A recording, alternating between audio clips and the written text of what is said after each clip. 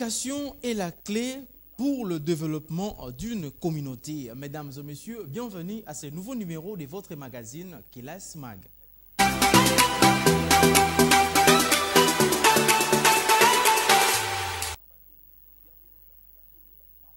Le ministre Tony Mwaba Kazadi a rencontré les inquiétudes des coordonnateurs nationaux des écoles conventionnées autour de la note circulaire relative à la collecte des données sur le bureau des gestionnaires. Suivez.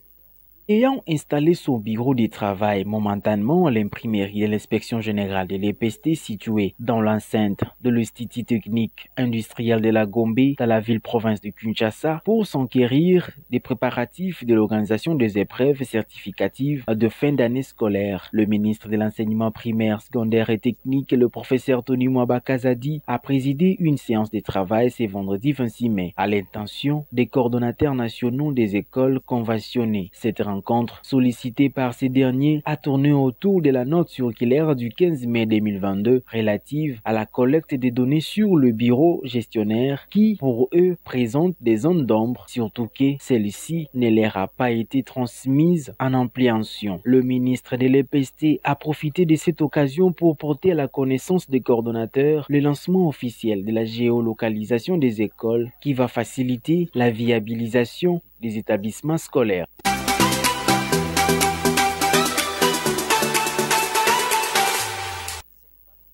Dans le but de palper du doigt l'organisation et préparatifs des organisations des épreuves de fin d'année, le ministre Tony Mwaba a déplacé son bureau à l'imprimerie générale de l'inspection générale.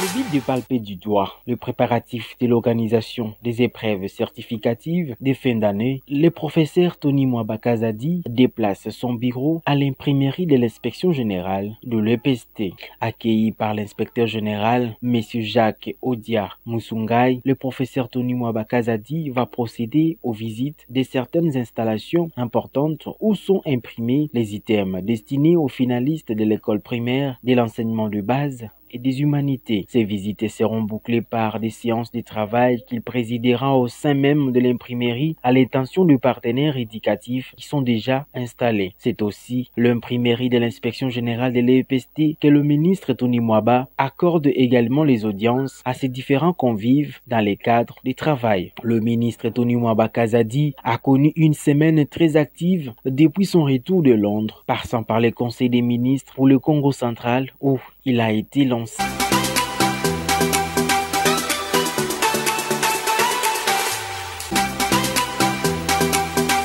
Le calendrier scolaire 2022-2023 vers sa dernière ligne droite. Suivez ces récits réalisés par l'équipe de Kilas Mag.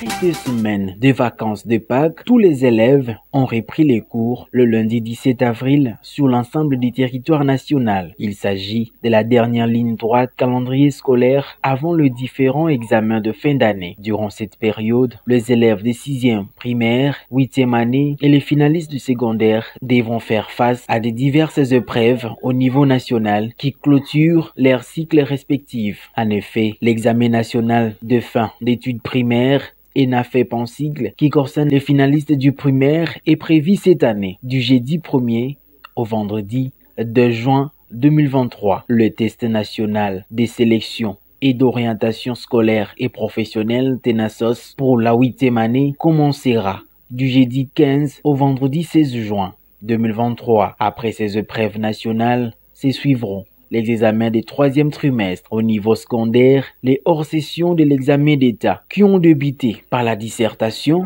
du 8 au 20 mai se clôtureront par les examens de la session ordinaire des 4 jours. Pour rappel, le ministère de l'enseignement primaire, secondaire et technique interdit aux établissements de refuser l'accès à l'école aux élèves en difficulté de paiement de frais de participation à ces épreuves.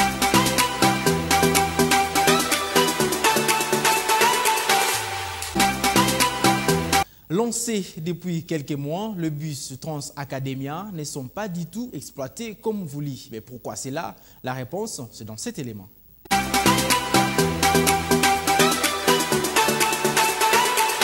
Lancé au mois de février dernier, les Transacademia, un transport destiné aux étudiants de la République démocratique du Congo. Un constat a été fait, ces bus circulent la ville de Kinshasa, presque vide. Interrogé à ce sujet, quelques étudiants expliquent. Je n'aime pas parce que, vu l'emploi du temps qu'on a ici à l'Institut, on finit peut-être tard, là on doit dépendre du Transacademia. Et l'heure à laquelle nous finissons ici et l'heure là-bas, ça correspond. Bon, des fois ça peut venir en retard ou avant. Si là-bas peut-être le Transacademia est arrivé avant l'heure de la fin du cours, ça ne me permettra pas d'avoir accès au Transacademia. Tout ça là charge au monde aussi parce que c'est tout mais nous finir c'est ça. Vu que l'embouteillage peut l'enlever tout ben on monte pour faire comme attendre à l'université faut comme avant interro pour bandavoir la bis tout. Par ailleurs, certains étudiants évoquent les avantages qu'apporte cette société de transport pour étudiants. C'est vraiment très bien. Ça nous permet d'économiser de l'argent. Vu qu'on a mis beaucoup de tranches à faire, il y a le bis pour 3 jours, il y a le bis pour 7 jours, il y a le bis pour 1 mois. D'habitude, comme on vient, on dépense 2000 francs pour venir, 2000 francs pour retour, donc 4000 francs de transport. Et tandis qu'avec le bus, les 4000 francs sont les 1000 francs là au-dessus, on peut faire le bus de 1 semaine. Parce qu'une semaine, ça coûte 5250 francs. Tandis que comme on vient ici, on dépasse 4000 francs, aller-retour, ça coûte 4000 francs. Mais c'est que le bus, ça nous permet de faire une semaine avec le bus en question. Je prends ça, ça nous aide. Avant, on payait au moins 2500 pour arriver parce que moi je reste en Boudi. Je paye 2500 pour aller en Boudi.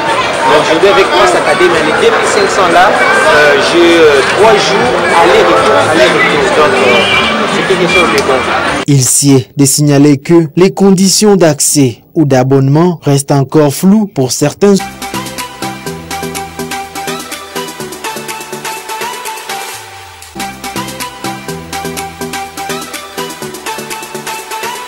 Fin de la 41e session de formation à APIC et début d'une carrière professionnelle pour Esaïe Mvumi, Léa Mujinga et Benjamin Chimanga. Regardez.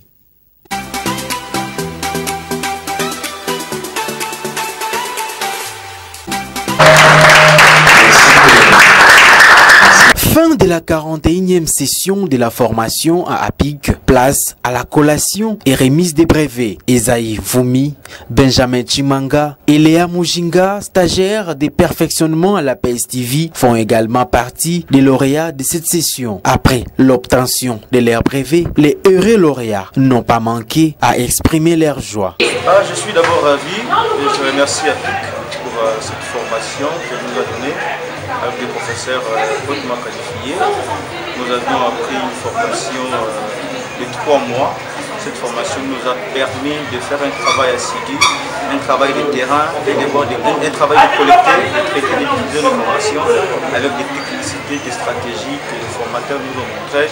En tout cas, je remercie APIC parce qu'ils nous ont disposé de bons formateurs et nous avions été enseignés par des professeurs éminents qui viennent de l'IFACI aussi qui nous enseigner. En tout cas, je suis doté des capacités aujourd'hui que je peux aller sur terrain, collecter, traiter, diviser les informations. La PIC nous a bien formés en tant que journaliste professionnel. Notre travail pour le moment, c'est de collecter, traiter et diffuser des informations. C'est ça qui a PIC nous a montré. Et puis nous sommes capables de travailler dans n'importe quel organe de presse et d'être là pour apporter au public ce qui est important. Il s'y est de signaler que l'obtention de ces brevets signe pour ces lauréats le début d'une longue carrière dans le métier du journalisme.